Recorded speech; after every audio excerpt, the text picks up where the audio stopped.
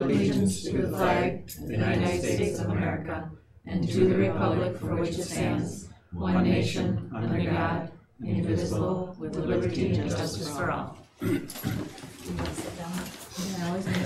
may sit down. Okay, thank you all for coming. I always Do we have a motion to approve the agenda? Yeah, I really do. You don't believe in watching that TV. Motion. I don't have enough time to do that. Second? Second. Moved and seconded. All in favor? Aye. Opposed? Motion carries. Public comment. Enthusiastic bunch. Consent items. Do we have a motion? So moved. Is there a second? I'll second it. All in favor? Aye. Opposed? Motion carries. Discussion items, enrollment by site. Okay, the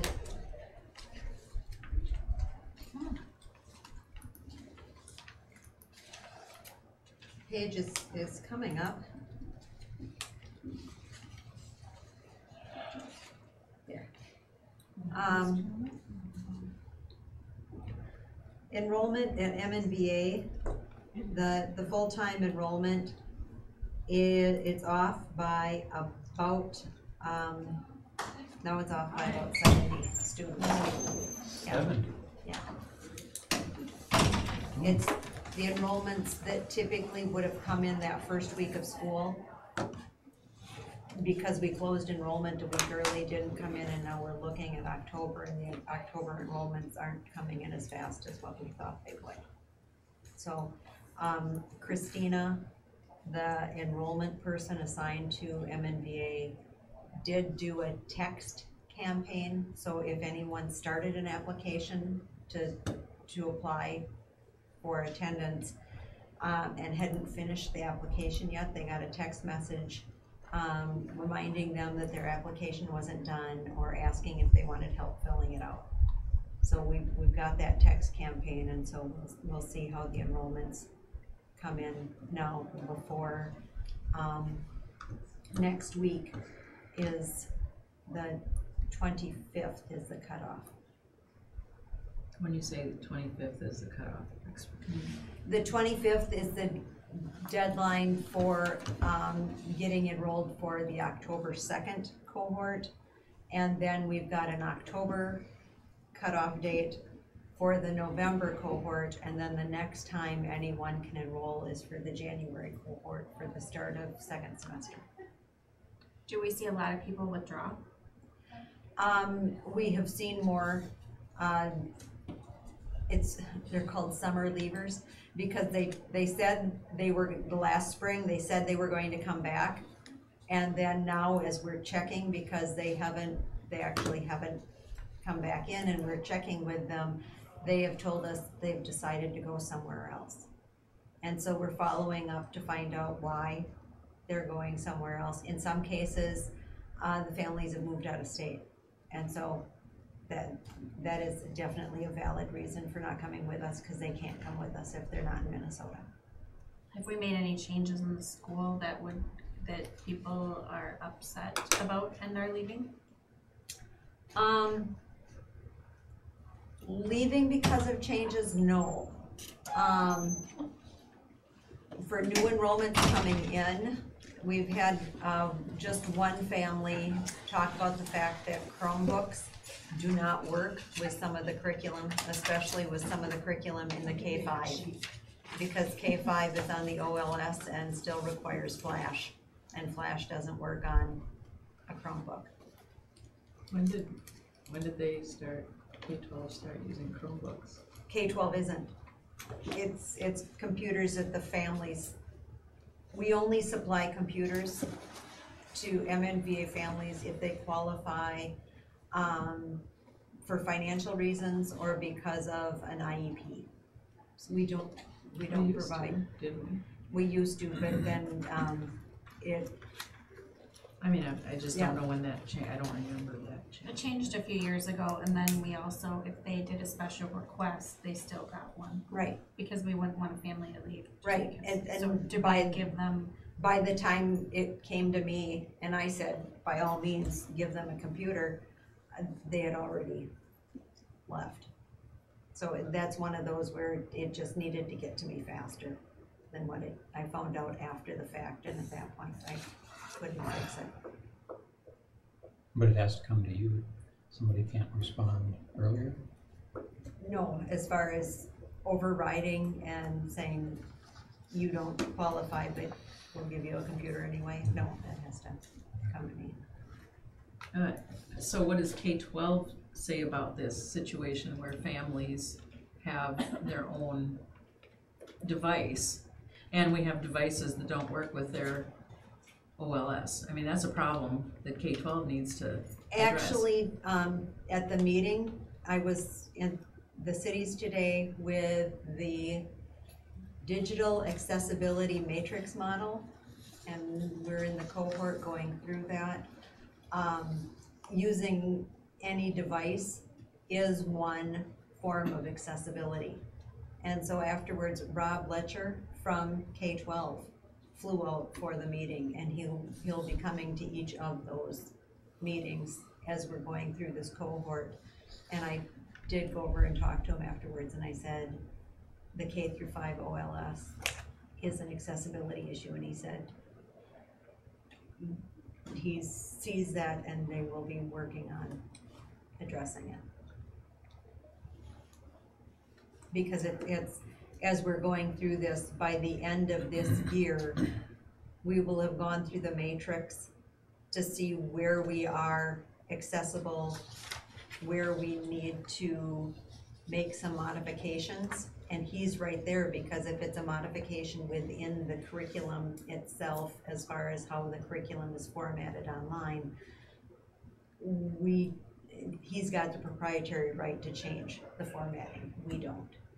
And so that's why he needs to be there from K-12. So if it's something where it's, the way it's built is not as accessible, if it's a button that has an icon on it instead of a word, that damages the accessibility, because then a reader can't read that button because it's got an icon and not a word on it.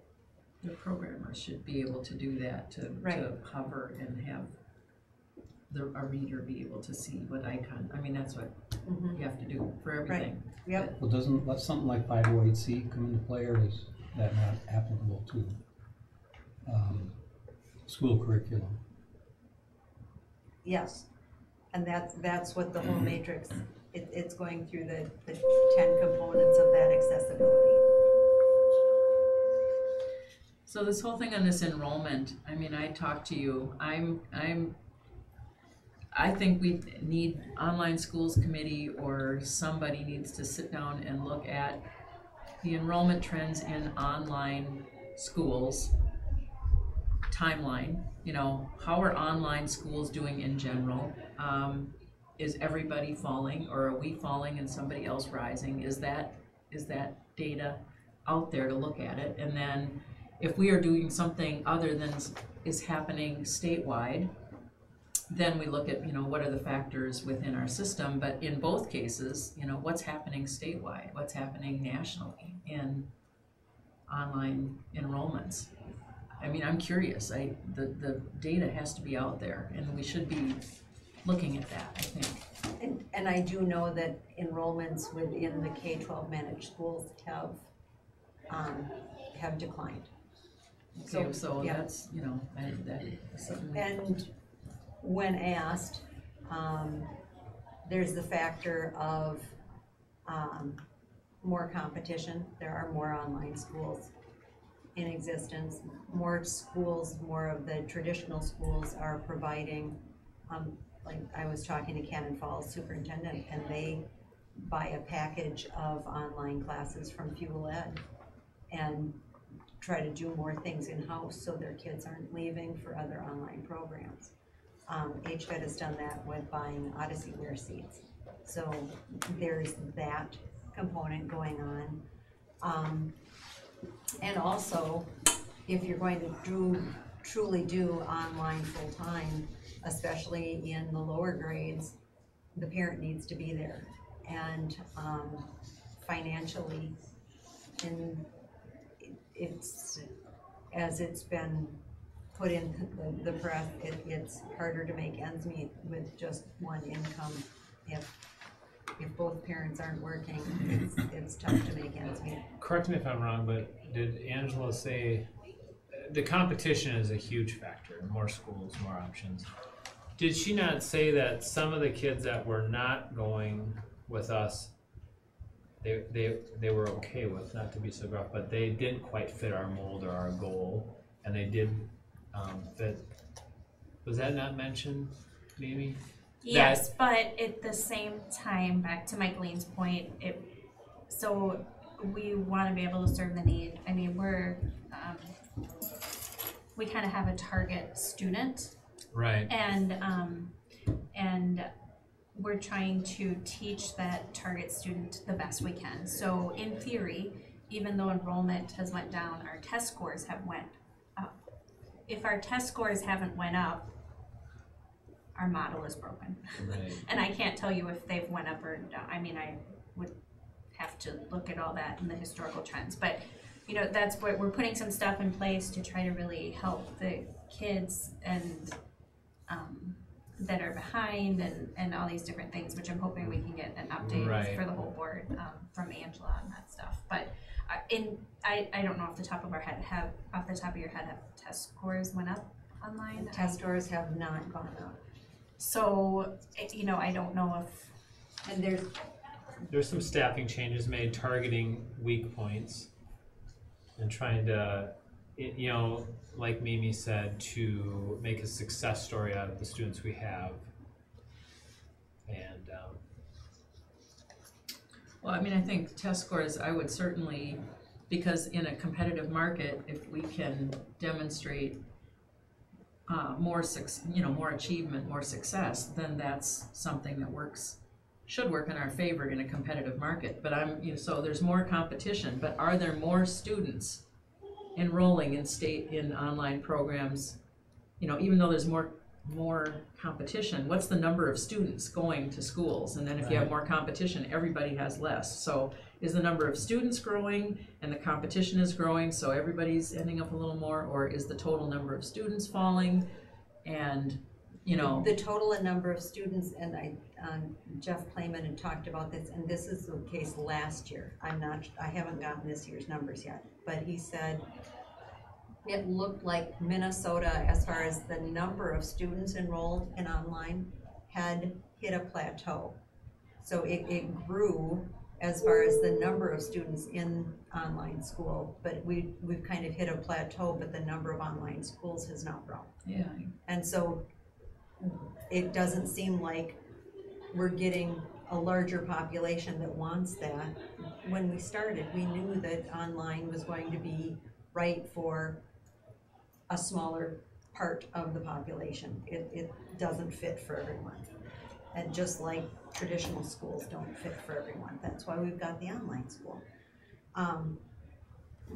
But it's gotten now where the number that are finding that as their kind of sweet spot has hit its plateau.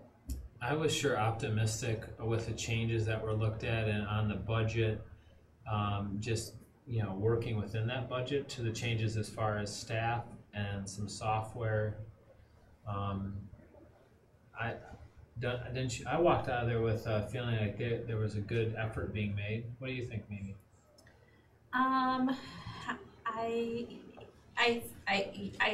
To Michaeline's point, our goal is to be competitive by being the best, right? To have the best test scores, and for the kids that we get to be the best online school in the state. That's our goal. I don't know if we're there, but I think there are some good ideas. I don't know. I think we need to meet again as a board and hear how they were implemented, because we heard about it months ago, and sometimes the devil might be in the details. I did appreciate the give and take, though, that and the thought process on what should we reduce, what should we, you know, add to, and there's really a focus on trying to help the kids that, you know, and knowing that we weren't going to be able to hire a whole bunch more teachers Any other question about the enrollment? You'll notice the 6th grade at Houston Elementary is up to 33. Since they started school, they've been that group that's had 1.5 teachers. And all of a sudden, we ended up with, was it 6 or 7 new students for the 6th grade? We knew we were going to be close to 30, and then more came in, and we were definitely, that's definitely by board vote before. 33 is a 2-section class. So previous board action, as soon as the class gets to 30, we voted that that would be 2 sections. So that's what we use for staffing. I was excited to see that like kindergarten has 28, but then 4-year-old preschool has 25 and 3-year-old preschool has 27. So I mean, I don't know what all the numbers really look like, but if I just glance at that, it looks like almost everybody's going to preschool. Actually, their 4-year-old census, we have, I think, over 30 in the 4-year-old, and the 3-year-old is well over 30. So, But still, but that's it's very still, good. it's the majority of kids are going to preschool. That's great, Yes, it is. It's absolutely fantastic. because it's our best way to guarantee kids are ready for kindergarten. Yes, and our preschool does a fantastic job. How does that 33 and splitting it work from a facilities perspective? We're one room because the 5th grade is 3 sections. So we're one room short. So what we did, the ADSIS teachers in the morning are in the library where they were last year, and then in the afternoon they're going into the classes and working with small groups right within the classrooms. So we're making it work because the media class is down in the library teaching media in the afternoon. Is it the first year in the old computer lab? Is that the first time you've had a class in there, or have you had classes in We there had a for a class in there while? last year. Last year there was a halftime class in there, so it was halftime class, halftime media was in there last year. The year before, there was a class, Angie was in there the year before. So there have been classes in that room for most of the time the current 5th grade has been in the building. How about the additional facility outside, the mobile classroom that was discussed? Mobile class, in discussing the mobile classroom, it had to be 20 feet away from the building because of fire code. So to put it 20 feet away from the building, it would either have to be near the sidewalk in the front yard, or the only other place for it would be over on the field across from the playground. And we didn't think that either of those were really educationally sound. And because we looked into it, and then when we looked at where we would place it, and then how would we get internet to it, how we'd get, and it had to be, the door had to be within 500 feet of a building door. If it wasn't, then we'd have to plumb it and have facilities. Okay. So it's just not doable. It's just with where we're landlocked there, it's not doable to do the, if they would have let us put it right next to the back of the building, we could have done it. But Andy looked into it and said, you gotta move it 20 feet away from the building. And that would have put it on the playground.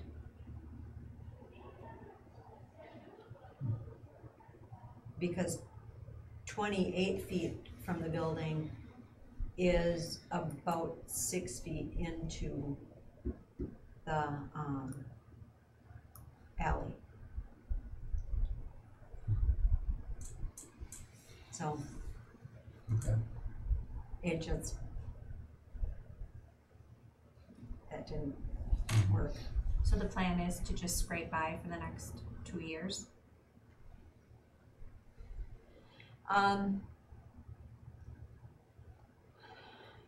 I wish I could say, no, we've got something wonderful in mind, but right now, we're, unless we take one of those classes and say they're not gonna get divided into 2 sections, and that's not what we wanna do. Right, that'd be huge. Oh, well, for us it would be, for a lot of other schools, that's Standard. 27 is kind of a standard class size. But it's not what we're used to, nor is it what our students are used to or their parents. And I know that the ratio is lower, and are all those 2 classes besides for grade 5, which is 3, or is some 1.5? Grade 2 is 1.5. And grade K and 1 are both 2, but we, in both cases, they drop down below 30, the week before school started.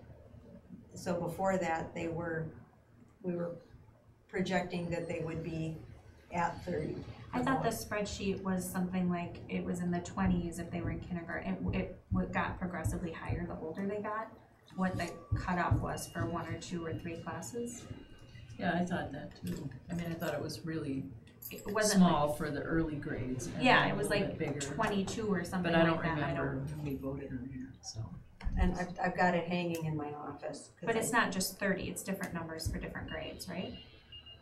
I think kindergarten is still 30, but the adding a half-time person lowers as you get, Right. as they're younger. Yes, So- it's the halftime person, because in upper elementary, you have to be at 27 before you're at 1.5, and with,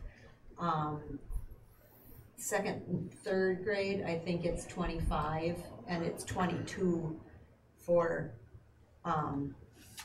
kindergarten. So at 22, you add another half. Yeah. Okay, got it. And so that's where it slides.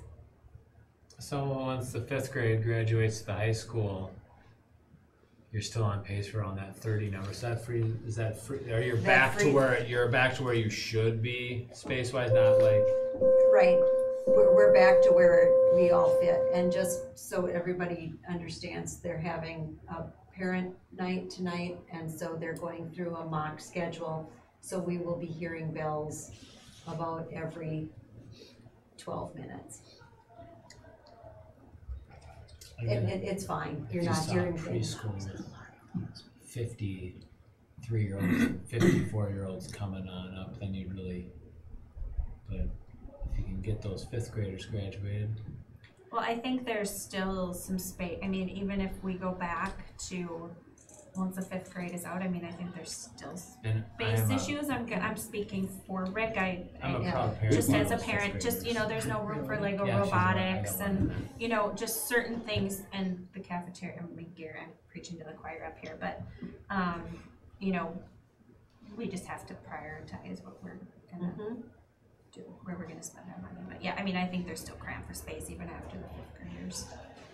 Oh, it's just not as painful maybe as it is right now.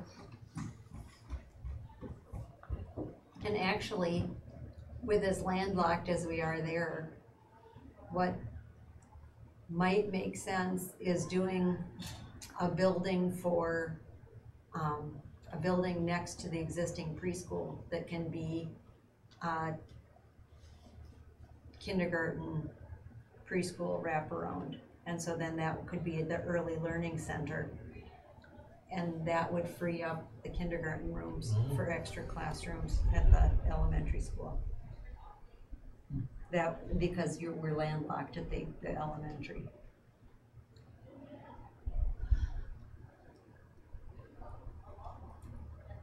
Okay, any more discussion on that one? I like that. Yeah. Okay, next thing is potential board member interviews. We have had one person submit a letter of interest. We are not posting the interview questions yet, but they are standard interview questions that all the board members have access to see within your password protected sites. What did we set as a deadline? Is it past now? No, Or is it the end of the no. month? The 29th. Oh, okay. So once again, they have until 4 o'clock to submit a letter. They can bring it in, they can hand deliver it, they can email it to me. I just need something in writing. So an email letter would suffice, a hand delivered letter, a snail mailed letter, as long as it gets here by 4 o'clock on the 29th, so we can put it in the packet for the board meeting and we can call and schedule those interviews. With that, at what time do you want those interviews to start within the meeting? Did we say what day are we interviewing again? The next? October 5th. Okay. Yes, October 5th. Okay, yep, I have it on my calendar. And just so you know, our board chair for work has to be out of the state. So our vice chair will be running that meeting again.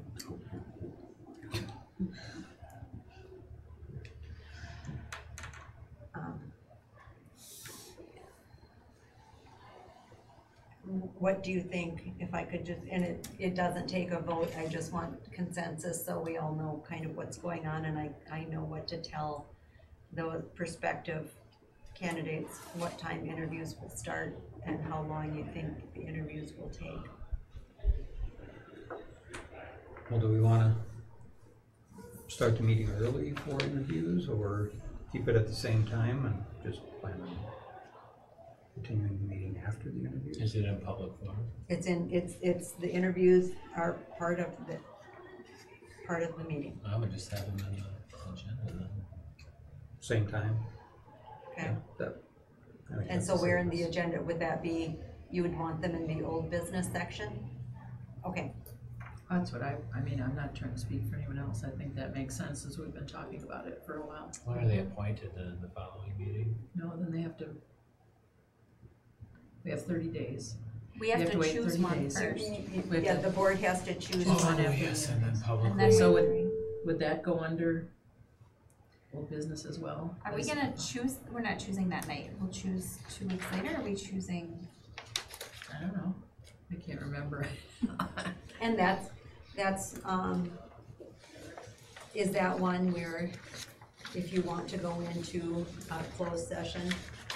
And we can't close it. Oh, it's not about, No. okay, oh, you can't, okay.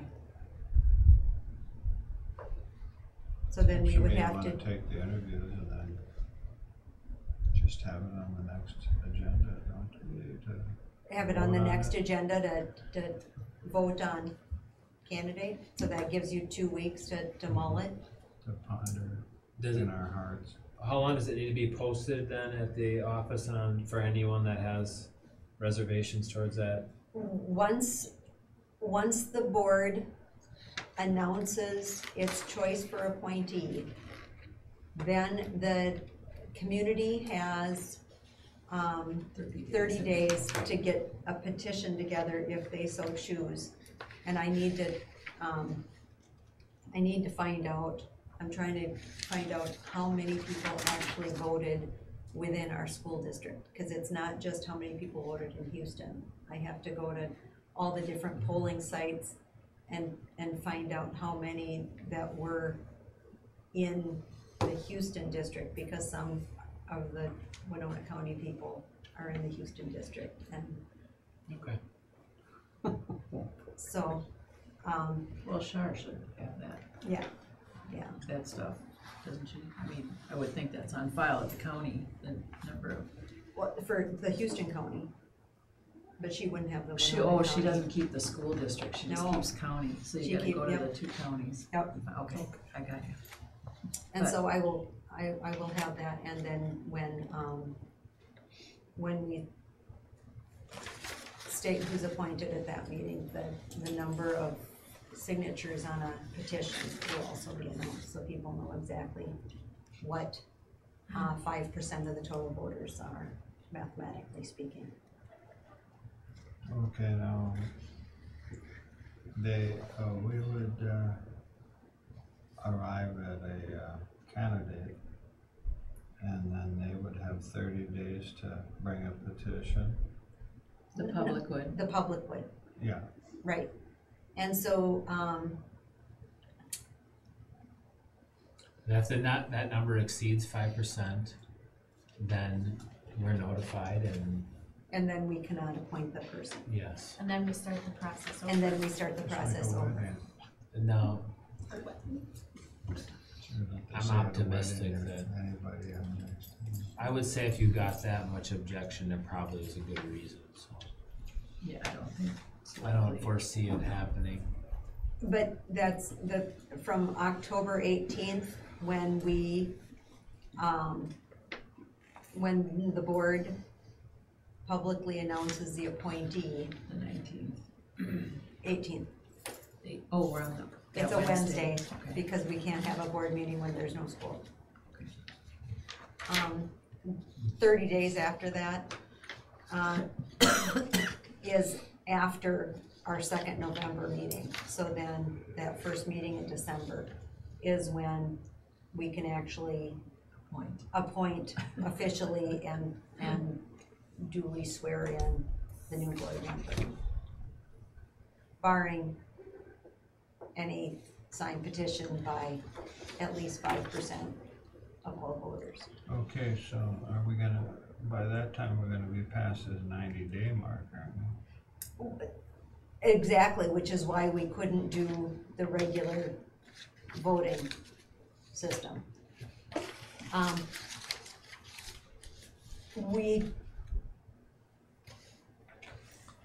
It's also because there's more than a year on the term, that's why we have to appoint. If there's less than a year on the term, they said you'll never get through the process. By the time the person's on the board, there won't be much of a term left to fill. And so since there's more than a year, we need to go through this process. Yeah, the process takes a while. Okay. I guess what I'm just asking is by the time they go through it all, we'll be outside this 90-day thing for appointing somebody. Or no, is that, We're in the process, and so therefore we're okay. okay, Because the school boards that only meet once a month have, I don't know, first they have to decide how they're going to do it. Then they have to do all those steps, and then they have to wait the 30 days. It's tough to get it done within the 90 days. But we're actively seeking appointees. We have the whole timeline down. Right now, we're officially one. One candidate, yes. Right. And I've heard other chatter, but they obviously need to They show need- up. Right, they need to submit, yes. And I've heard other people, and Yeah. other people have asked, and there are other people that I have called because they have asked to be called with the actual information, so I have called. Okay, anything else on that? All right. Old business, items for discussion and approval, policies for second reading.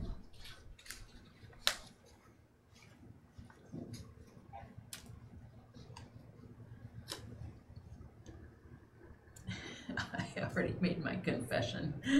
I haven't had a chance to review these, I've just been swamped, and so I'm assuming that we've updated them according to the MSBA's model language, and there have not been dramatic changes in policy to any of these No. You've not slipped a line in on us that. I try not to ever do that. So I'm taking it on some faith that everything is okay, and I'll make a motion to approve these policies. Put my neck on the chopping block. You're our gal, what's going on? That's right. You Life happens, you catch Josh. you Life catch the, oh, I happens. know. Okay. I know. I'll Just second leave it at that. that. I'll second Michael Lane. Okay, it's been moved and seconded. Any more discussion? All in favor? Opposed? Motion carries. New business. Items for discussion and approval. Proposed levy certification. Okay, we went through this with the, finance, the finance cabinet of one, because Tom couldn't make it, and it's just the two of them now. So, we had a good conversation. Yeah, I mean, we did go over it, but yeah, there was no other board members had input other than me, so sorry about that. That's what it is. As we typically do, you'll see the base pay, that's what we actually had for fiscal 17. Pay 18 is the next column. If we don't make any changes, that's what we'll have, and more importantly, if you can scroll to what happens on their tax bill, because that's what, that's at the bottom. Or the others, or the other spreadsheet. There, right there. Okay. Okay. You'll see what happens to percentage change in the levy dollar amount and the property tax rate. You'll see what happens there. The property tax rate percent change for that second column over. If we don't do anything tonight and just levy to the max, what comes out on this statement will be an increase of, for $100,000 home, $342, or an increase of about 58% on their property tax bill. Now, since I came in to this job, I've always said, why unnecessarily concern the community when we know we're going to reduce some things? And so there are two things that we can adjust down and then still levy to the max. We want to levy to the max because then if they change any of their computations, we don't have to come back and reconvene a meeting. So we know that we can adjust the long-term facility maintenance funding that we get, and we know we can adjust the local optional revenue. And so in looking at this, the easiest one is that third column. That's just adjusting the long-term facility maintenance, because we adjusted it so that we had enough money to cover the bond payments and also to look at some of those things that we've got in our 10-year plan. In the 10-year plan, we did put in the getting rid of the 9x9 tiles in the high school, and then our buildings truly would be asbestos free. So that was in the 10-year plan. And the other thing in the 10-year plan, the foldable doors in the band room to the gym that aren't really functioning well, and they don't look great. Yeah, the stage. Yeah, right. Right. It's obviously my charade wasn't working, but a replacement for that, and we're not sure of that cost. So we've got that a little padded, and so by December we can maybe even reduce that one down a little bit more.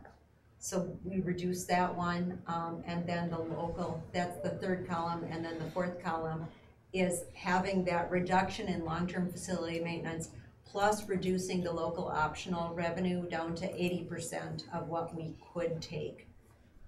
Remember, the local optional revenue is at $424 per pupil unit, and that's through our average daily membership, which also includes all of our online students. So that's the one we typically reduce, so that there's less of a burden on our taxpayers. And so, as we were talking about it, last year we reduced those two, and we reduced it down to the 0.73 property tax rate, which is why we decided to reduce it the way we did. So it was the same type of reduction that we had last year. So on their proposed property taxes, it will come out a little higher than what it is now. It will look like there's going to be an increase of 140, but I think the community also knows that we really try to keep it down to that 0.59 property tax rate if we can. So they know that it won't go above that, and we can usually bring it down. So once again, they'll see a proposed increase, but it's not the actual. Right, they'll see the proposed increase, but we've been, I'd like to think we've been very transparent and open with the fact that this is the first, and it comes down from there. It's not set at that. Right, right. So you feel comfortable that if we went at that way, would be any bumps in the road that would? We've got, with this number, you always want it padded enough that if something comes up, we're covered. And we'd like to make sure that we can take it down from here, but at least we know that we've got everything covered with this. So no, we're not reducing something that we might need. And that's, as we're getting through and really starting to get more accustomed to long-term facility maintenance, because at first it was so new. That's the one that I know it worried me, because we've got bond payments, we've got responsibilities, and I wanted to make sure that we weren't reducing it down to the point where we couldn't make those payments with it. How does that factor in, but what if there was some construction?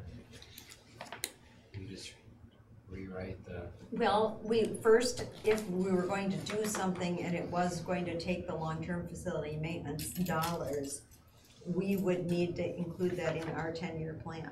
And right now we've got it, so if we wanted to do any of those things in our 10-year plan, it's covered. And if we wanted to add something else, we would need to amend our 10-year plan. And the state doesn't like, they would really need to know why we would have that emergency, why we weren't proactive in putting something in the 10-year plan. So next year, as we're doing the 10-year plan again, then we start looking at what needs maintenance. And remember, long-term facility maintenance can't be for any new construction. It can't be for Cafeteria. it can't be for building on a new cafeteria, remodeling an existing. And I know Mimi would like a theater, and the only way we could use long-term facility maintenance for that is if we take the existing garage out on the parking lot. It's not big enough. That's the only building we have that we could maybe rehab the long-term facility maintenance. But You never mentioned that option. no, because it's laughable. It would be nice though, Well, maybe. a lot of loopholes are laughable, Yeah. but is it a loophole? Yeah. It would be a very small theater and Theater seating. But I'm always looking for, okay, the what ifs and the what abouts. But with this one, we have done virtually every piece of maintenance, the large ones that we can. eventually we'll have to look at the roof over the gym in the elementary, because we didn't have to redo that. That's relatively new, so we didn't redo that one. But other than that, you guys really made sure that we had everything else taken care of. What if we put another level instead of a new roof on top of that too? That would be new construction. And any time you're expanding the footprint, whether you're expanding the footprint out or up or down, Is new. that's Just new. a real thick roof. Yeah. And a good walk space. A little attic. Enough space inside of it. Okay, but then what, what the committee thought would work is, reducing, This one up? yes. The reduction in long-term facility maintenance, and then reducing the LOR to 80%. What wording has to go with reducing the long-term facility maintenance? Do we have a percent there, or do we? No, that's already been reduced through the levy information system. Okay. So you just have to, the reduction in the levy system for long-term facility maintenance and reducing the long-term, or the local optional revenue to 80%. I'll make a motion, we levy to the max with the exception of, the LOR to 80% and the long-term facility maintenance to whatever Gwen put in the system. Yeah, that works. Thank you. Second. Any more discussion? All in favor? Aye. Opposed? Motion carries. Thank you. Announcements. Important events. I got a letter today from the commissioner commending Houston High School for closing the achievement gap in reading. And I do have just the printout of Houston schools. This is the proficiency index and the targets. Should be one for everybody there. And you can see from 2012 to 2017, the conclusion of the No Child Left Behind waiver, we were to close the gap by 50%. And in some cases, we got very close to closing the gap. In fact, the special education, and now with each of these groups, we have to have at least 20 students in each of these groups for it to be reported. And so the special education group at Houston Elementary School, we closed the gap both in math and reading from 2012 to 2017 for Houston Elementary School. For Minnesota Virtual Academy, in reading, the Hispanic group and the limited English proficiency, so our EL kids, closed the gap there. Then Houston Secondary, in reading, the free and reduced price lunch closed the gap significantly there. And then overall at the bottom, you'll see that Houston Secondary is the last two. And what it means, they don't look at the white, the group of white kids. There are 7 different disaggregate groups that they look at as far as closing the achievement gap. We have 5 of those, so I listed the groups off on the side that we do have in each of the schools. And there's only one group at Houston High School, but they closed the gap in reading. And so that's why we got the commendation. But Houston Elementary has 2 groups and closed it with 1. And in reading, Minnesota Virtual Academy has 5 groups and closed the gap with 2 of them. So anytime you're closing that gap, it needs to be both reported and celebrated. Because we would have hoped that all the gaps would have closed, but if you could see, such as Houston Elementary School with their free and reduced price lunch, if they would have gotten one more student, that gap would have been closed. And remember, there have to be over 20 to report this. So that means that, they had significant movement, just missed it. But that's pretty impressive.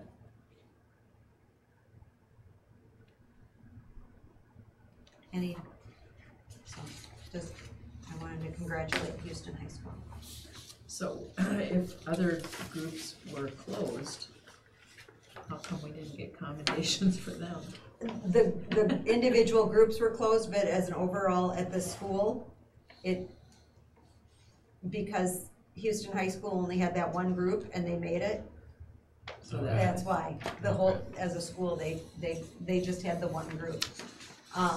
certainly that deserves thanks and accommodation, but so do the others. in my Right, and opinion. that's why, So- I didn't wanna just give you the school results, that's why I wanted to give you the disaggregate results as well, because Houston Elementary School, was very close to, closing all of their gaps. And so that's impressive.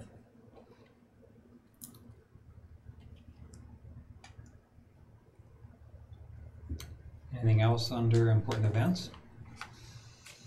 Under important events, nope. Under the other things, yep. Okay, meeting and committee updates. Committee update, I have been, the Minnesota Honor Society has, now that school is back in session, has been, getting the changes on the signage that has been requested. And so they wondered if they could get on a facility committee agenda, or if the board would rather see that in coming to the board. The signs, The signage stuff. Well, hopefully we're getting close enough that they should come to the whole board, okay, I think. I will put it on the agenda then.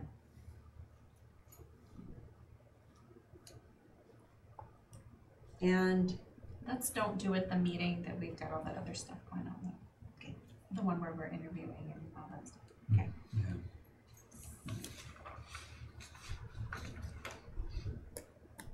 And that was it for the committee. And then Okay. I have a thank you from Georgia Rabine for the retirement bowl. That's a familiar ring to it. And today I was up at the DAMM project. I refuse to say what that spells. It stands for Digital Accessibility, Digital Accessibility Maturity Model Project. And so we're going through that as a cohort, and then MNVA will be one of the schools. We will get a Minnesota School of Excellence in Digital Accessibility Award when we finish the project. And the other schools involved are Minnesota Connections, Cyber Village, Ed Visions, Independent School District 287, they're an Ed district, Cross Lake, and Insight.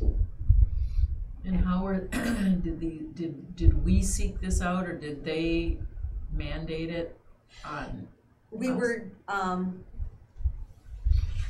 one of 6 selected, and I'm not sure how we got to have 7, but we were one of 6 selected for this, and we were selected in such a way I didn't know if we could turn it down. So it was, you were selected, you will, Yes, okay. And so how many, so there are many schools in the state whose number is coming up later, or we don't know? We are the pilot, and so once we get done, Jeff Playman, who is in charge of online education, is hoping that we will then serve as the evaluators of the next people that want to get the Minnesota School of Excellence in Digital Accessibility Award. So it's, Okay. wanted to let you know that that was going on. And then as a future agenda item, that Rochester area STEM Academy group, I'll have that on a board agenda item next time. Okay. And then there's some thank yous there. We have donations from Caledonia Veterinary Clinic for girls basketball. Violet Belcher gave a memorial for Wayne Peterson. And then Rushford Bank cut the check for the scoreboard. There was a Right. snafu on. And so do we formally send them a thank you on behalf of the district or something? Yes. Okay. Yes. What was the girls' donation, basketball donation? Do we know what those things were? I'm just curious, I mean, Was cash. just to cash? To their activities account. Okay. And Violet Belcher Memorial for Wayne Peterson, was that a It was just a check of donation? cash. Not directed at any particular. It was directed to Houston High School. Does that have to fall under our policy on, I mean, did they have to go through that application for memorial or, What is it being used for then? I mean, isn't, I mean, Yeah. we had this, you know, Oh, that's right. I mean, we have this process, this policy for people wishing to make donations. They didn't and- specify it. What? Was there a dollar limit? Okay, We were so, just I mean, curious. yeah, I mean, but when we're calling, you know, I I want to just, acknowledge it. I agree, I just am trying to, But it's not, it was not going to be tied to, Okay. some actual plaque or Right. recognition, right, but it was made in honor or in Yes. memorial. right. No, I appreciate it. I read school board minutes and many school boards will say, you know, thank so-and-so for the $10 donation or the $50 donation. I mean, that's nice. I like, it's good for us to hear about that and let the community know that It's appreciated. it's very Yeah. much appreciated. And then, since we are having the interviews for October 5th and our board chair can't be here, for future agenda items, my evaluation, did you want to move that to Wednesday the 18th? Would you like to get it done on the 5th, where we're having interviews? What do you feel? 18. I agree. Okay. Okay, you've got that going. Yeah, tell Tom he has to be there. He can't switch the camera.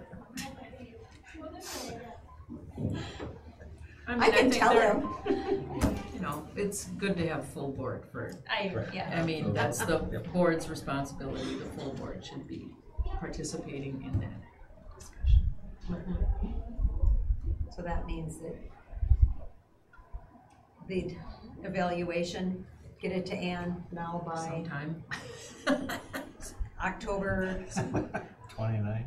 no, if the meeting is on the 18th. 18th, if you can get it to her by the 11th, that would be great. Oh, I meant September 20th. Wasn't that when it was supposed to be? Yeah. Yeah. Or, yeah. Yes, September 29th, so if you could get it to her by October 11th. I was gonna, and We keep pushing it HFED. back. I keep avoiding I was it. gonna mention HFED, and maybe Corinne is maybe more up to date on this. They are having a workshop or kind of a what we are, what we do at the new Rushford School in October? Yes, And have they decided on a date?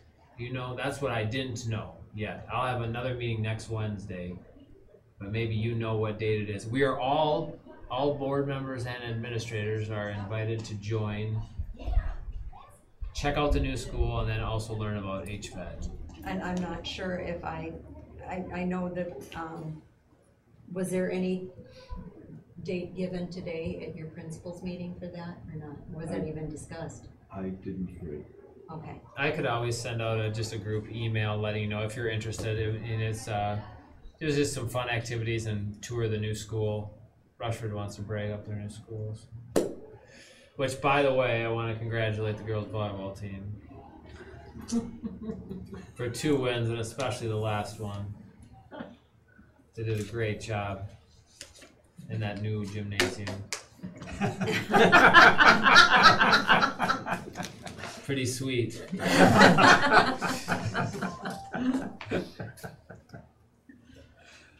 Okay, anything else? I had one other thing, and Rick, there had been mention last year of on the spelling bee. Right now, Houston only participates through 6th grade.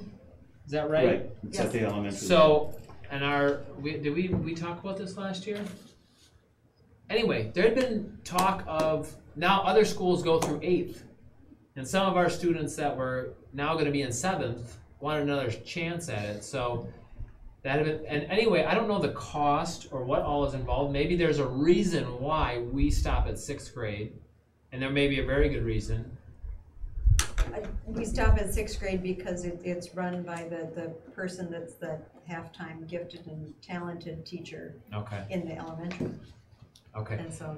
I just didn't know, since we're back in the new school year, we got some sharp 7th and 8th grade spellers. If they, I don't know how difficult it was to allow them to. Anyway. I don't know. I don't know, we just, I know it we works. do it So, in our building. I know it and- works so well at the elementary because you're right in that building, so maybe it's not worth the hassle. It was Well, just I mean, it's something to mentioned. look at. I can talk to Mr. Lundberg and see where we're at with it. Maybe the summer that. They all participate together though? Well, yeah. Oh yes, because Because that's. it has So to- then it would there's have just- to be 4th through 8th. Because we can, as a school, can only send one. Yeah, we sent our winner, which happened to be a 6th grader last year, and Okay. she said, "Man, I'm going up against." It's a good point. We should look at that, because Since I registration, don't spell any better than I did in 3rd grade anyway, so I could have participated. I didn't know. I just wanted to see if there was a good reason why. I know it complicates things since with location It's wise. worth looking at. I think Yeah. thank Right. you for bringing it up. I think it's anything good, especially if students are interested. I mean, if Yeah, they it may be want that- the opportunity, then we should. Maybe look they're at the busy with opportunity. the new high school and it's got they have their own other things to worry about. But it's in January, so we got lots of time. okay.